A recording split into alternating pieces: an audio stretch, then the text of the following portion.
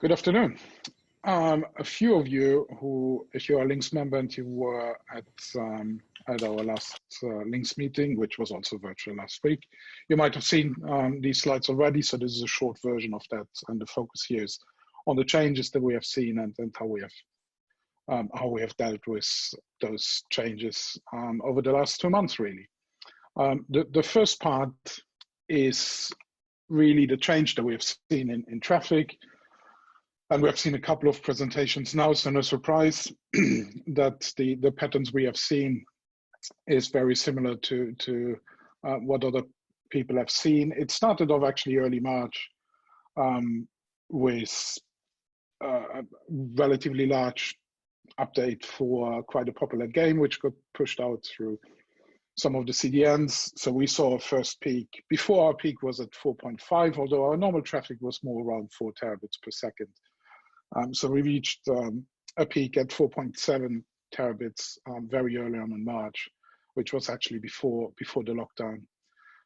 After that, we really saw new overall peaks nearly on a daily basis, with the highest level that we saw was at the end of March on the 27th of 5.26 terabits per second.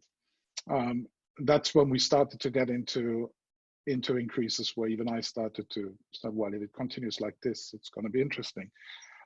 This is how this looks if we look at March overall on the traffic level. So this is aggregate of all of our exchanges that we're running, although the majority of the increase was on the London peering lands, LON 1 and LON 2 at a similar level.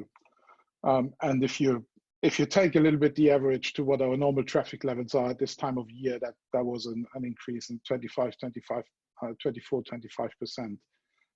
within a period of 2 weeks, which is quite nice. Did it have any impact on the network? No, actually it didn't. We, and those who have been LINX members probably have seen me talk about this many, many times. We normally run the network. Our goal is to run all of the links in the network under normal operation at no more than 50%. We know that a lot of our members run their ports at relatively low utilization. And we always see peaks if there are special events, either streaming events or whatever. So we know that we have to always build a network that has room to grow in situations. What's different here, this wasn't a single peak, but it was really sustained traffic growth over a couple of weeks. And even though we have gone down a little bit, we're still at traffic levels which are significantly up than what we had before the lockdown. Was there any impact? We did for a short period of time. Our network is a little bit, and again, LINX members might know more details about those, is in a bit on an interim setup at the moment, as we're swapping out some of the PTX routers that we had as core P routers in our network in the past, and we are replacing these with MX10K routers. And we're a little bit in that interim setup where not all of that work has been completed, and we couldn't complete it obviously over the last couple of weeks, but we managed to do the necessary upgrades to remove any bottlenecks that we saw. So we hit 80% for a short period of time on one of the links, which was a 4x 100 gig link. But those have been upgraded, and we have added capacity in other places on the network where we saw the need. So really, it's business as usual?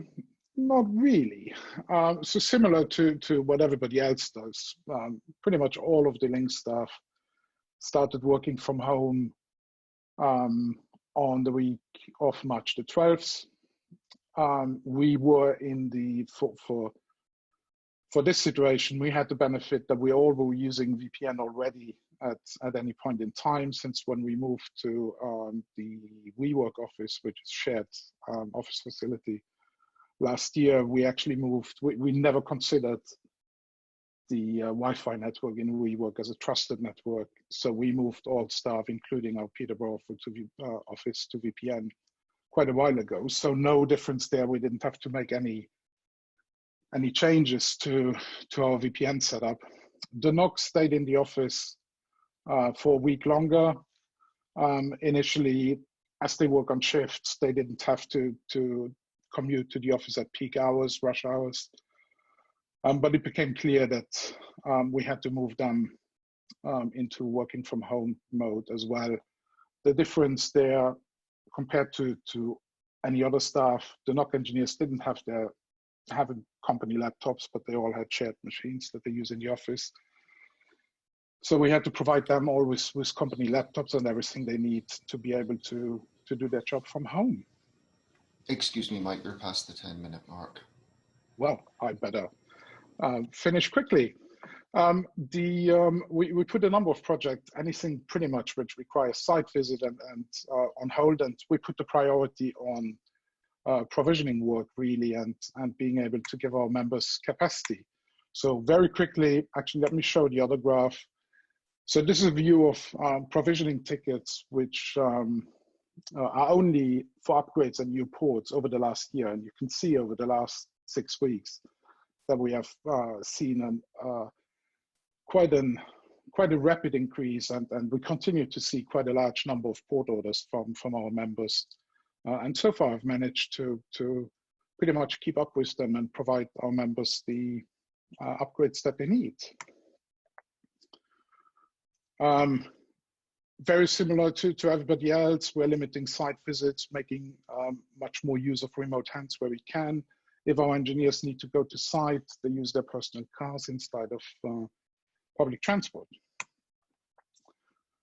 And very last thing, again, very similar to what everybody else does, we do make sure to take care of our staff, the well-being of our staff. In the engineering team, we start every day with a good morning video call.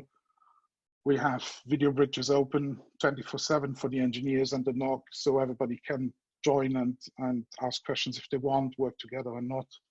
And that's pretty much what we do and continue to do. And can't finish it without a picture of one of those many video calls that we all have these days. And that's it. Any questions about any of this? Thank you, Mike. Sorry for jumping in slightly early there. We have 2 questions for you all. Go ahead. So first question from Alan Goodman. Would you have been more concerned if the spike were higher? Do you work with CDNs to try and manage this kind of surge traffic? I think if the Warzone CDN had more capacity, the impact from this would have been higher. Blizzard CDN was out of capacity many days during initial Warzone launch. We try to obviously work closely with our members. That isn't always possible, and we know that the CDNs keep a very close eye on how they're pushing their traffic, since obviously the capacity that the CDN have to connect to an exchange is one side of things. The members also need to have the capacity to take that traffic. So it is not an easy situation. We have seen a lot of members which have upgraded their capacity, especially a lot of people which were still on 1 gig who have moved to 10 gigs, and people who were on 10 gigs have moved to 100 gigs, just to have that additional room to grow. We also know that the CDNs, which is why our traffic has dropped a little bit, very quickly then move traffic away from the public exchanges and onto private peering and private connections or caching servers. Okay, lovely, thank you. Next question from Anurag Bhatia. Thanks for the talk. Which VPN software / platform do you use? We are in our situation when we upgraded our platform. So we were using Cisco before, but we upgraded last year as part of the office move. We actually right now using Palo Alto and Global Connect as our VPN platform for it.